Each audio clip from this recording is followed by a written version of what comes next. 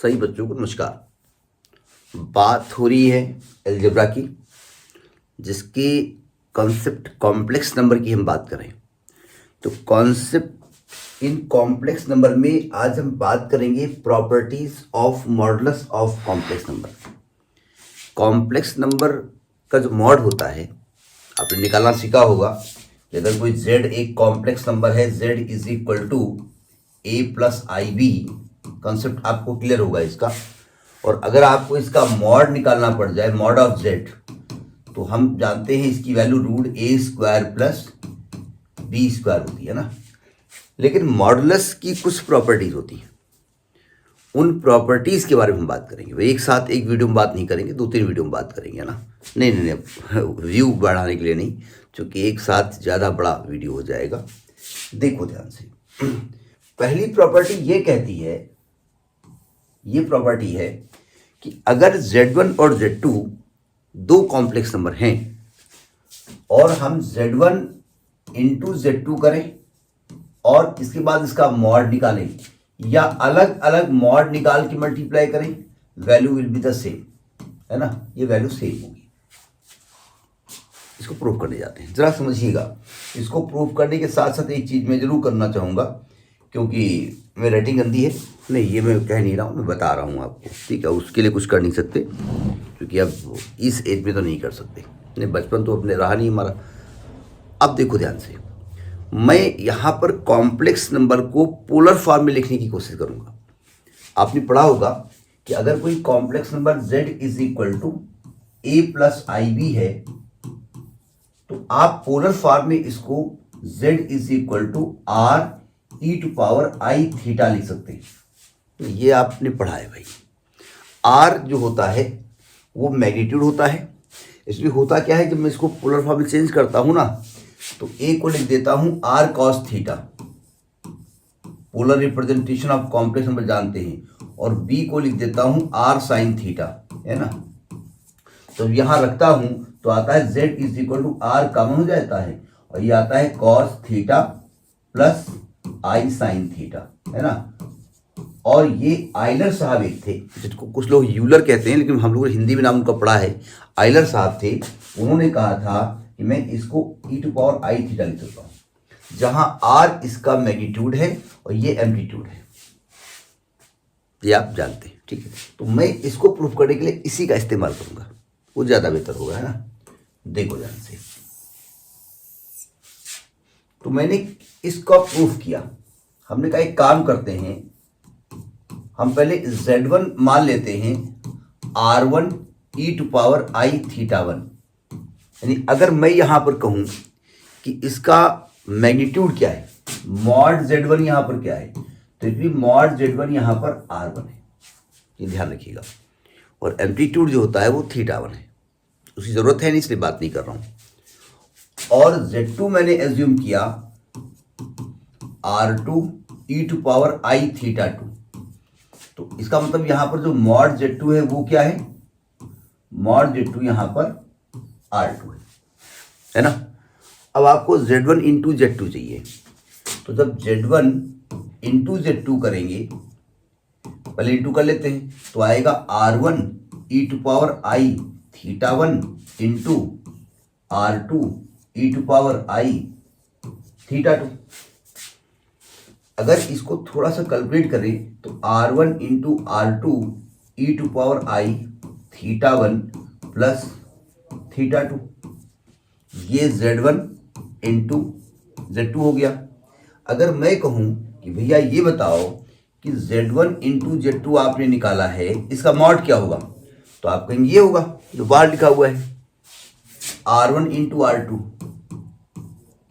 ठीक, अब आपको साफ साफ दिख रहा है कि R1 is what, mod of Z1, R2 is what, mod of Z2। Actually अगर मैं a प्लस आई बी के फॉर्म में लिखता ना, तो हमको मल्टीप्लाई करना पड़ता। तो मैं एक काम करता हूं, इसको लिख देता हूं मॉड ऑफ Z1 और इसको लिख देता हूं मॉड ऑफ Z2, और यहां लिख देता हूं हैंस प्रूव्ड। कोई दिक्कत? तो ये कॉम्प्लेक्स नंबर की पहली प्रॉपर्टी है। नहीं, पहली मतलब कोई स्टैंडर्ड नंबरिंग नहीं है। दूसरी प्रॉपर्टी देखिए क्या होता है, दूसरी हम इसी में बताएंगे, क्योंकि थोड़ा आसान हो जाएगी, है ना। देखो मतलब मैं इसका इस्तेमाल करूंगा ना। दूसरी प्रॉपर्टी ये होती है, देखो सेकेंड प्रॉपर्टी ये कहती है कि अगर दो कॉम्प्लेक्स नंबर Z1 और Z2 हैं, उन्हें डिवाइड कर दीजिए और डिवाइड करने के बाद आप उसका मैग्नीट्यूड निकालिए। तो आप अलग अलग इसका मैग्नीट्यूड निकाल के डिवाइड कर सकते हैं। यानी आप पहले डिवाइड करके सॉल्व कर लो उसको, ए प्लस, थोड़ा जुकाम है इसलिए थोड़ा बोलने में दिक्कत है, उसका मैग्नीट्यूड मतलब डिवाइड कर लो उसको, ए प्लस आई बी के फॉर्म में चेंज करो। फिर भाई डिनोमिनेटर के कॉन्जुगेट से मल्टीप्लाई करके डिनोमिनेटर का आई हटाते हैं ना, तो वो एलएचएस निकालो, फिर Z1 का मॉड अलग निकालो, Z2 का अलग निकालो और डिवाइड करो, दोनों रिजल्ट सेम होंगे। यहाँ पे वही दिक्कत है कि अगर मैं यहाँ पर ए प्लस आई बी मानता हूँ तो कैलकुलेशन लंबी हो जाता है। तो मैंने Z1 Z2 को ये एज्यूम कर लिया ना, Z1 Z2 को यहाँ पर ये एज्यूम कर लिया। अब जरा ध्यान से देखिएगा, अगर आप Z1 अपान Z2 करना चाहें, Z1 अपान Z2 करना चाहें तो कैसे लिखेंगे, R1 e to power i theta 1 upon R2 e to power i theta 2। थोड़ी मैथमेटिक्स लगा देते हैं, अलजेब्रा। तो Z1 अपान Z2, R1 अपान R2 को मत छेड़ो, और यहाँ चूंकि बेस इक्वल है और बेस इक्वल में सब्ट्रैक्शन में जो पावर्स होती हैं वो डिवाइड में पावर सब्ट्रैक्ट हो जाती हैं। ये हो जाएगा e टू पावर आई, ये आएगा थीटा 1 माइनस थीटा 2। अगर मैं आपसे कहूँ कि भैया ये बताओ, भैया या दीदी, अब आप कहेंगे हम तो दीदी हैं, मॉड क्या होगा, तो आप कहेंगे इसका मॉड R1 अपान R2 होगा। R1 क्या है, R1 मॉड ऑफ Z1 है, R1 आपका मॉड ऑफ Z1 है, और R2 क्या है, मॉड ऑफ Z2 है, और ये क्या है, ये हैंस प्रूफ्ड है, प्रूफ हो गया। ये दूसरी प्रॉपर्टी है। तीसरी ये कहती है कि आप कोई कॉम्प्लेक्स नंबर Z ले लीजिएगा, उसकी पावर n कर दीजिएगा और उसका मॉड निकाल लीजिएगा, या आप पहले Z का मॉड निकाल लीजिएगा फिर आप पावर n कर दीजिएगा, value will be the same. अब इस प्रॉपर्टी को अगर आपने कहीं गलती से भी a प्लस आई बी के फॉर्म में चेंज करने की कोशिश की तो गलती भी आपकी सॉल्व नहीं कर पाएगी, क्योंकि मैं a प्लस आई बी की पावर n करूंगा कहां से। देखो इसको प्रूफ कैसे किया जाए, ये तीसरी प्रॉपर्टी हम लेके चल रहे हैं, इसको प्रूफ कैसे किया जाए। देखो यहां पर भी वही, हम जो z को मानेंगे ना वो हम मानेंगे r e to power i theta, और यहां इससे भी काम चलने वाला है नहीं, फिलहाल यहां चल जाएगा अलग की बात है, लेकिन थोड़ा सा कम चलेगा यहां पर। अभी मैं इसको थोड़ा चेंज करूंगा, तो अगर मैं यहां z की पावर n कर दूं तो आएगा r e to power i theta की पावर n, और अलजेब्रा कहती है इसको r टू पावर n लिख सकते हो और e to power i n theta लिख सकते हो, ये z की पावर n है। समझ में आई बात नहीं है। अगर मैं आपसे कहूं कि भैया ये बताओ कि z की पावर n का मॉड क्या होगा, z की पावर n का मॉड क्या होगा, तो आप कहेंगे ये होगा r की पावर n। अब ये कंफ्यूज कर रहा है आपको, छोड़ो। देखो मैं एक काम करता हूँ, मैं मॉड नहीं निकाल रहा हूँ, अभी थोड़ा इसको एक्सप्लेन कर देता हूँ। अभी हमने कहा e to power i theta को लिखा जाता है cos theta plus i sine theta, और ये आइलर साहब ने बताया था जो भी आई के साथ है वो कॉस और साइन का एंगल है। यहाँ आई के साथ एन थीटा है तो ये लिखा है cos N theta plus i sign N theta. इसमें मैं एक्चुअली ये बता रहा हूँ आपको इसका मॉड ये क्यों लिखा जाता है, थोड़ा एक्सप्लेन कर देता हूँ, ठीक है। अब अगर इसका मॉड निकालें आप, अगर आप z की पावर n का मॉड निकालें आप तो कैसे निकालोगे, इसका जो रियल टर्म क्या है r की power n cos n theta का स्क्वायर प्लस r की पावर n, ये साइन n थीटा है, n theta sine n theta का स्क्वायर का अंडर रूट, नहीं होगा। अगर आप ध्यान से देखिए यहाँ पे आर की पावर एन का स्क्वायर भी आएगा और यहाँ भी आएगा। आर की पावर एन का स्क्वायर कॉमन ले लो तो बाहर आर की पावर एन आ जाएगा और अंदर क्या बचेगा, cos square n theta plus sine square n theta 1 होता है। तो ये जेड की पावर एन का मॉड निकला है। अगर ध्यान से देखिए इस आर को मॉड जेड लिख सकते हो और इस पावर को अलग कर सकते हो गया प्रूफ। हमने थोड़ा एक्सप्लेन कर दिया उसको, ठीक है। तो ये भी एक प्रॉपर्टी इसकी हो गई है ना। एक प्रॉपर्टी जो बचपन से पढ़ते आ रहे हो वो मैं बिना कॉम्प्लेक्स ही काम चला दूंगा। ये कहता है कि अगर z का मल्टीप्लाई उसके कॉन्जुगेट से करें तो मॉड z का स्क्वायर होता है। z bar is equal to mod z का स्क्वायर। कैसे भाई, देखो मैं एलएचएस लेता हूं। यहां पर मैं फिलहाल z को a प्लस आई बी ही मान लेता हूं। नहीं, उससे भी कर सकते हो। तो a प्लस आई बी कहेगा कि भैया हमारा तो यूज ही नहीं कर रहे हो, बड़े तुम, मैं थोड़ा सा उसका यूज कर रहा हूं। और z बार क्या होगा, इसका कॉन्जुगेट क्या होगा, a माइनस आई बी। तो अगर मैं कहूँ भैया z इंटू जेड बार क्या होगा, तो आप कहेंगे देखो a plus i b multiplied by a minus i b, है ना। और अगर इसको ध्यान से देखिए तो a square minus b square का फॉर्म दिख रहा है, तो यह आएगा a square minus i square और आई स्क्वायर की वैल्यू -1 होती है और ये ए स्क्वायर प्लस बी स्क्वायर हो जाएगा। अगर आपको ध्यान से देखिए कि मॉड जेड का स्क्वायर लिखा हुआ है तो इस कॉन्सेप्ट का हम यूज़ कर सकते हैं, ठीक है। तो ये हमने कुछ प्रॉपर्टी बताई, ये हल्की फुल्की प्रॉपर्टी हैं, ठीक है। और जो है थोड़ी भारी भरकम है उनके बारे में हम बाद में बात करेंगे। एक एग्जाम्पल बताना चाहते हैं, मैंने लिख रखा है, इसका इस्तेमाल करना चाहते हैं, ठीक है। एक एग्जाम्पल मैं बताना चाहता हूँ, उसे देख लीजिए साथ में। वो मेरे एकदम से ध्यान में आ गया, सामने बुक पढ़ गई, तुमने कहा एक साथ बता देते हैं। क्वेश्चन कहता है कि अगर मॉड z1 की वैल्यू 1 है, z1 का मॉड इसकी वैल्यू 1 है, मैंने लिख ली, फिर आपके सामने आता हूँ। बढ़िया सा क्वेश्चन है, जो पिछली प्रॉपर्टी बताई है ना उसी का रिश्तेदार है ये।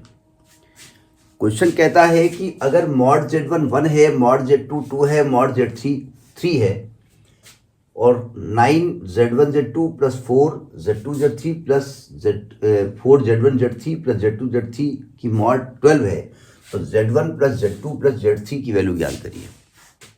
देखिए क्वेश्चन चूंकि मेरे पास अगर सामने सोल्यूशन होगा तब तो मैं इसको लगा लूंगा, मैं मतलब अपनी बात नहीं कर रहा हूँ, मैं आपकी बात कर रहा हूँ, ठीक है। लेकिन अगर सोल्यूशन नहीं होगा तो क्या करेंगे, ज़रा समझने की कोशिश करो। पहली दिक्कत ये है कि भाई हमको मॉड z1 z2 z3 दिया है, प्रूफ में ये लाना है, ये यहाँ पे 9 घुसा हुआ है, ये 9 वाइन हटाओ पहले तो, अगर कहीं से हट जाए तो ज़रा समझिएगा।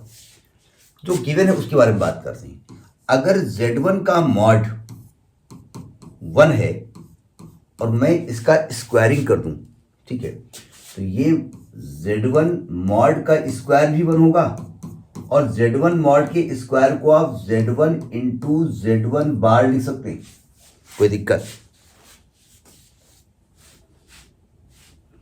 अभी हम बता चुके mod Z square Z Z bar होता है। नहीं, हम एक्चुअली में ये जो नंबर है ना 9 4 ये हटाना चाहते हैं, देखता हूं।